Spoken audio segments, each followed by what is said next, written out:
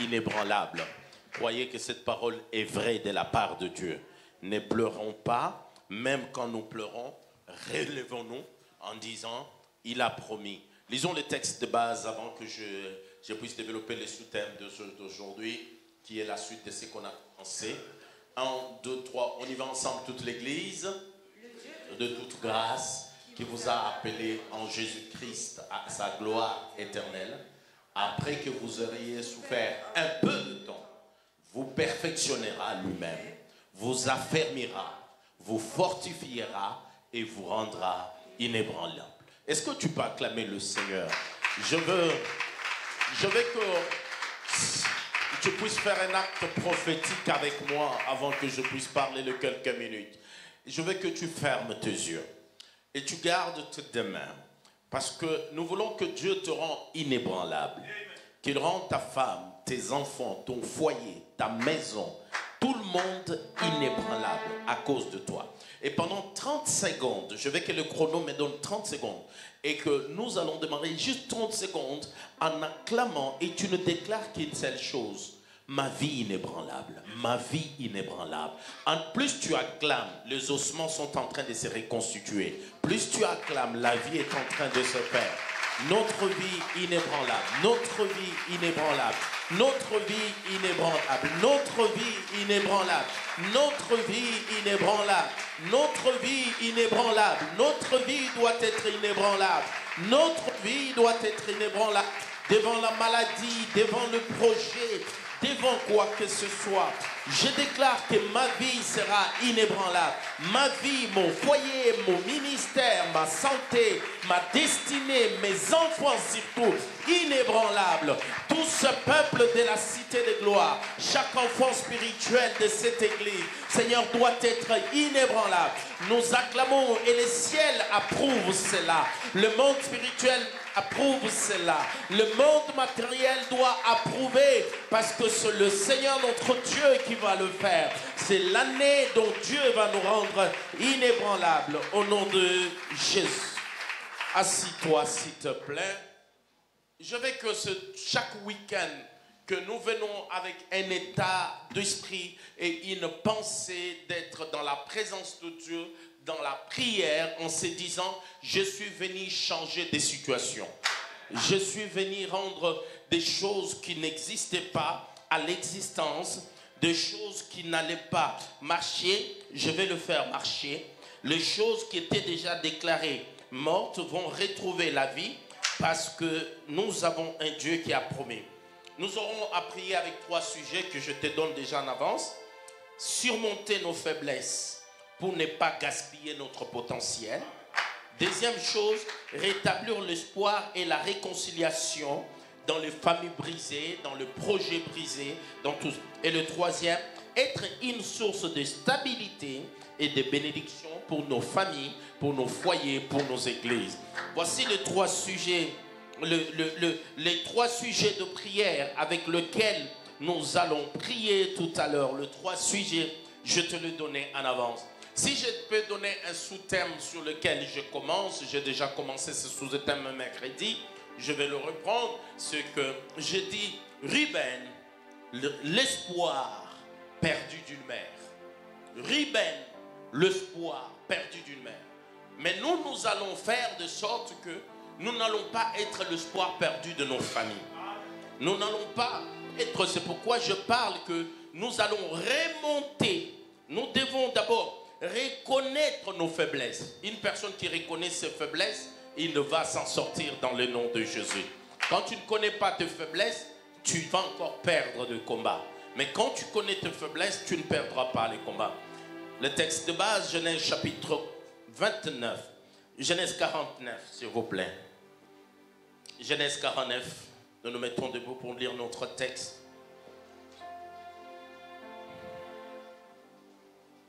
Genèse 49, le verset 1 à 3, maman.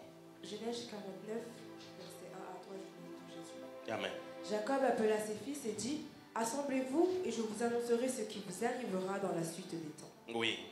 Rassemblez-vous et écoutez, fils de Jacob. Écoutez, Israël, votre père.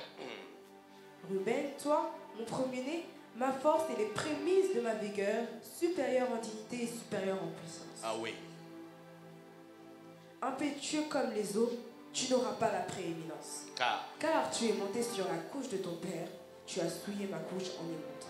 Seigneur, aide-nous dans le nom de Jésus, nous avons ainsi prié. Amen. Merci.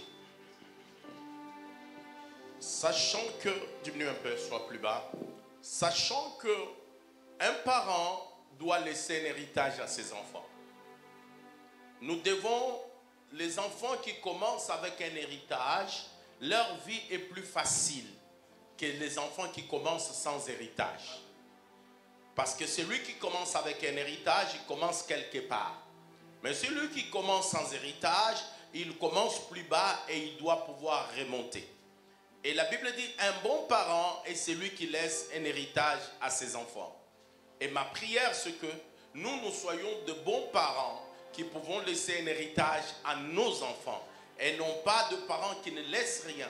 Il y a des parents que j'ai entendus avec un langage qui n'est pas de Dieu, en disant clairement, moi mon père m'avait laissé quoi? Ce n'est pas parce que ton père ne t'a rien laissé que toi tu ne dois rien laisser. Un parent doit laisser un héritage à ses enfants. J'ouvre une parenthèse. Si nous parlons de la stabilité, c'est une course de relais. C'est parce que quelqu'un stabilise quelque part, l'autre prend, il stabilise autre part, et l'autre prend, il stabilise autre part. Ainsi, la vie va d'avancement en avancement. Mais la personne la plus combattue et la plus vécue, c'est souvent le fils aîné. Parce qu'on sait que si tu as réussi à stabiliser ton fils aîné, tu as stabilisé toute la lignée. Tu as stabilisé tous les enfants. Tu as stabilisé la vie de tout le monde. Et comme je disais autrefois, et je le répète, beaucoup de parents ne meurent pas seulement à cause de leur propre maladie, mais beaucoup de parents meurent aussi tout simplement pour le mal ou la souffrance de leurs enfants. Quand ils voient leurs enfants souffrir, parce que chaque problème qui arrive aux enfants, c'est un coup, surtout pour nos mamans. C'est eux qui prennent beaucoup le coup dans le cœur de tout simplement. Quelqu'un peut appeler Sarah a un problème, tel a un problème, tel a un problème. Vous êtes les enfants. Toi, tu dis c'est un problème. Mais pour les parents, c'est une grande souffrance. Donc, les enfants, la Bible dit que c'est un héritage que Dieu donne aux parents. Mais les parents sont appelés à laisser un héritage aux enfants. Tout parent doit réfléchir quel héritage je dois laisser. Ce n'est pas l'excès, ne mange pas trop de McDo. Pense à tes enfants. Avant d'aller tout le temps au McDo, pense quand même à tes enfants. Il ne faut pas, moi je connais des parents, certains d'entre vous les connaissent aussi dans nos pays d'Afrique, dont chaque enfant sortait dans la maison de la fête du mariage. Il sortait et directement, il ne partait pas louer. Avec son mari, ils avaient une maison offerte par papa ou par maman et ils commençaient quelque part. Moi, je connais des familles ici en Europe où les enfants, quand ils vont pour faire les études en tant qu'étudiants, directement, on les achète un studio. Et pour leur faire qu'ils puissent commencer et démarrer quelque part. La stabilité est une course de relais. Je ferme la parenthèse et je reviendrai là pour continuer plus tard. Celui qui établit, qui réussit la vie des enfants, c'est quelqu'un qui a réussi, surtout du fils aîné. C'est une stabilité de la lignée qui est établie. Parlons de Ruben, que je dis que Ruben qui est l'espoir perdu d'une mère. Quelle mère? Quelle mère? Je parle de Léa. Léa, chaque fois que je te dis la vie de Léa, et Léa, tout à l'heure, je faisais l'étude et je découvre que son nom a deux sens. Épuisé, fatigué. Et tout ça, c'est quoi? Parce qu'elle a vécu toute une vie de fatigue et d'épuisement. Beaucoup de nos mamans vivent une vie comme ça. Parce qu'ils ne vivent qu'en fonction de nous, nos enfants. De leurs enfants. Elle va bien, il va bien. Il y a des parents et des hommes qui ont le cœur de femmes, qui veillent sur leurs enfants. Les parents qui ont le cœur pour leurs enfants, qui ne vivent que pour leurs enfants. Et ils ont mis même entre parenthèses leur vie. Et c'est ça la vie de Léa. Léa a mis entre parenthèses sa vie. Déjà, Léa, qu'est-ce qui se passe? Elle entre dans un mariage dont l'homme ne l'a pas choisi. Dès le premier jour, je suis dans Genèse 29, 18, l'homme ne l'a pas aimé. Dès le premier jour, l'homme ne l'a pas aimé. Genèse 29, 18, s'il vous plaît, projection, soyez avec moi. Genèse chapitre 29, verset 18, nous constatons que dès le premier jour, il n'a pas été aimé. Voici, qu'est-ce qu'il dit?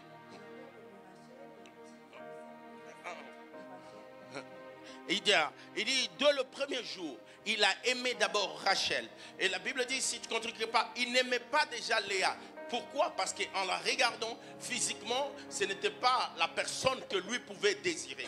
Mais Rachel était cette femme qui était belle, pas seulement de figure et de taille. Elle avait et les figures à sa faveur et la taille en sa faveur. Elle était d'une beauté dont Jacob a regardé. J'ouvre une parenthèse. Je vais dire que Jacob n'a jamais demandé, plutôt Laban n'a jamais demandé une dot pour Rachel.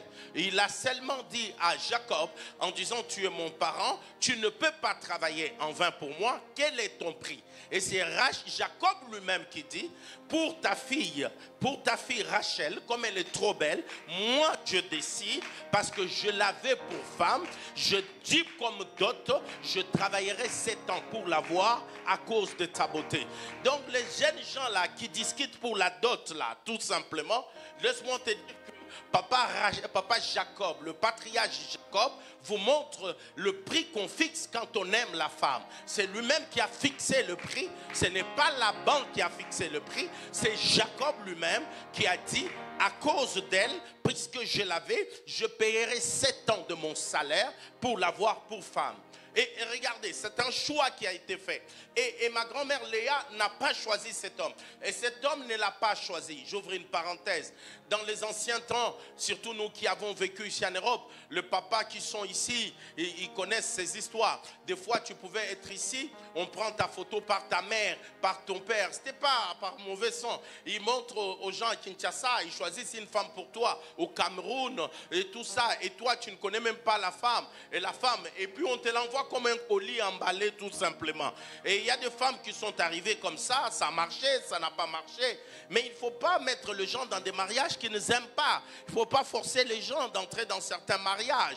Le mariage doit être le choix du cœur de celui-ci et de celui-ci. C'est un équilibre qui doit être établi. Autant aussi, j'aborderai notre sujet. En tant que parent biologique, tu as le droit de t'opposer à un mariage de ton fils si tu crois que ça c'est une destinée qui va être détruite. C'est ta responsabilité parce que tu as droit, je répète encore, un parent biologique a le droit légitime de s'opposer à le mariage de sa fille ou de son fils quand tu constates que c'est une destinée qui peut être détruite. Tu ne peux pas de ton vivant voir la destinée de ton garçon ou la destinée de ta fille être détruite. En quoi tu es parent? Tu dois t'élever, mais tu dois t'élever parce que le parent est appelé à protéger la destinée. Le pasteur que je suis, je ne m'oppose à rien. J'accompagne, c'est mon rôle de dire soyez bénis, que Dieu soit avec vous. Parce que moi, tu peux me refuser et changer de pasteur. Mais les parents biologiques, tu ne le refuseras pas. Il demeurera ton père, il demeurera ta mère. Mais moi, tu peux changer d'église si je refuse ton projet. Je ferme la parenthèse. Je parle de ma grand-mère Léa. Léa qui accepte un mariage d'un homme qui ne l'aime pas, d'un homme qui ne l'a pas choisi, d'un homme qui n'a pas fait de lui son choix. Et pendant qu'elle entre dans ces mariages dont elle ne l'a pas aimé, dont elle n'a pas choisi, dont elle n'est pas choisie, mais parce que son père lui a dit, maman viens, entre. Et la Bible dit que c'est pendant la nuit que cela va se faire. Elle va accepter. Et d'ailleurs, un homme qui consomme se lève le matin et tu le vois énervé et qui va dire même à ton père, qu'est-ce que tu m'as fait? Et tu es là comme ça, tu viens de perdre ton innocence. Il faut qu'on l'oblige de rester avec toi pendant une semaine parce que, et on lui dit, après une semaine, on lui donne ta petite soeur Rachel. Mais il accepte de prendre Rachel et de travailler encore 7 ans gratuitement parce qu'il aimait complètement cette femme. Mais Léa, ma grand-mère, entre dans ces mariages-là où tous les jours, peut-être l'homme n'entrait pas dans sa chambre à elle, entrait seulement dans la chambre de Rachel, où il ne la considérait pas parce qu'il n'était pas le choix. Mais Léa dit, ce n'est pas grave parce que ma mère m'a dit d'entrer, mon père m'a dit d'entrer dans ces mariages. J'obéis mon père. Où sont des Léa capables d'obéir là où ils n'aiment pas, capables d'aller là où ils ne considèrent pas, capables de demeurer là où il n'y a pas leur confort, capables de demeurer. J'ouvre une parenthèse. La stabilité n'est pas dans le confort. La stabilité est parfois dans l'inconfort. C'est dans des choses que tu n'as pas envie de faire. Laisse-moi te dire, nous avons besoin de la bonne santé et parfois dans la bonne santé, chez moi il y a un produit qu'on appelle Congo Bololo. C'est une chose amère qu'on boit. C'est tellement amer. Mais nos ancêtres disaient, plus tu le bois, tellement c'est amer. Ça te donne la force et tu seras en bonne santé. Parfois la stabilité, tu es appelé à faire des choses que tu n'aimes pas, que tu ne sois pas confort. Comme être dans ce jeûne. Nous sommes en train de jeûner. Le corps n'est pas à l'aise. Le corps n'est pas content. Mais laisse-moi te dire, c'est ainsi que la stabilité est en train de se bâtir. Léa accepte d'être dans un mariage. Mais pas seulement elle accepte, mais elle vit dans ce mariage comme une femme modèle, une femme respectueuse, une femme qui aime le mari, une femme cadrée. Mais laisse-moi te dire, ceux qui sont rejetés par les hommes sont toujours célébrés par le Dieu de la Bible.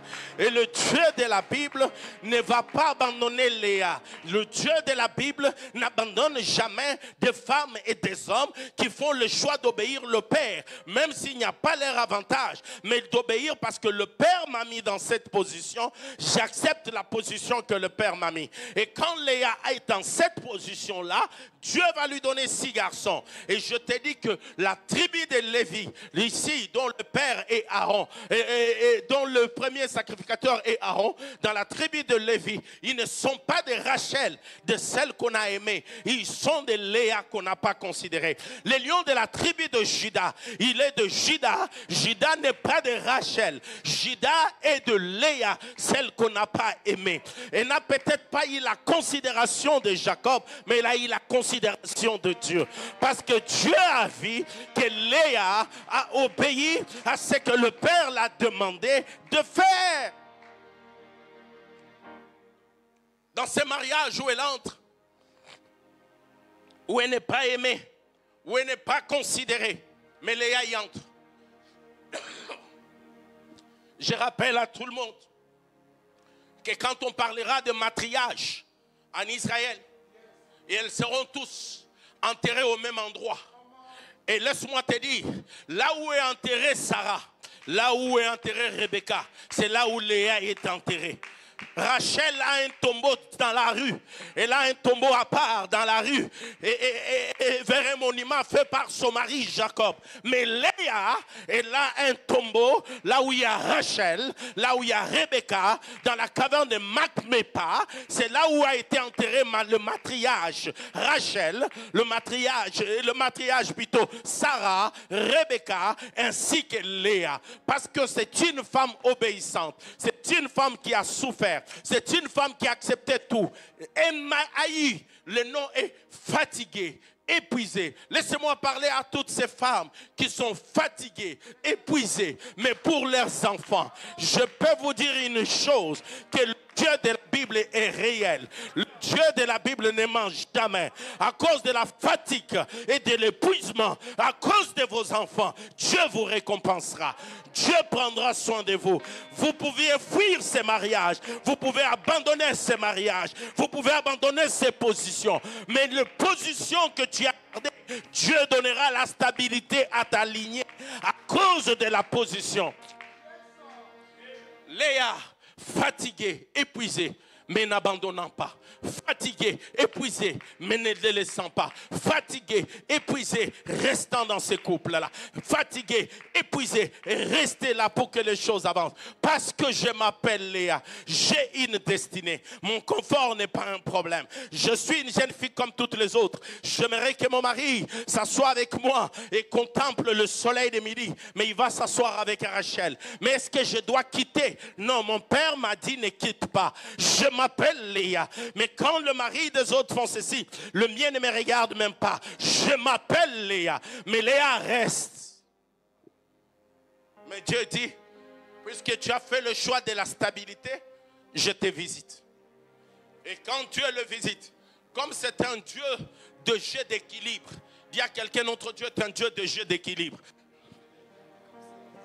Il va équilibrer les choses. Dans sa méthodologie d'équilibrer, il va rendre Rachel stérile. Je dis à quelqu'un, la personne qui te titille parce que tu as obéi au Père, même s'il est de ta famille, le Dieu de la Bible est un Dieu d'équilibre. Il va équilibrer les choses. Dans sa manière d'équilibrer, Rachel devient stérile. La Bible dit, rendit Rachel stérile. Au travail, je dis aux gens, même si tu as eu une blessure, Dieu va faire l'équilibre. Celui qui a pris ton poste là maintenant, qui ne s'inquiète pas, Dieu fera l'équilibre. Le temps où moi je suis assis là, Dieu est en train de préparer un équilibre. Je ne sais pas comment il va le faire, mais c'est que je sais que c'est un Dieu d'équilibre. Dis avec 3 personnes, c'est un Dieu de Dieu d'équilibre. C'est un Dieu de Dieu d'équilibre. Il équilibre les choses. Comment il va le faire, je ne sais pas. Mais c'est un Dieu de Dieu d'équilibre. Il va rendre Rachel stérile pour équilibrer les choses. Et il lui donne un fils. Et ce fils s'appelle Ruben. Et quand tu vois, elle devient enceinte. Elle donna le nom de Ruben car elle dit, l'Éternel a vu mon humiliation. C'est là mon problème. Que je vais peut-être continuer encore demain. L'Éternel a vu mon humiliation. Tu es le fruit d'une consolation. Tu es le fruit de toute une destinée. Il dit, l'Éternel a vu mon humiliation. Ce soir, je vais m'arrêter là, on continuera demain. Je veux que tu te mets debout. Il est 27. Je veux que tu te mets debout. S'il a vu l'humiliation de Léa,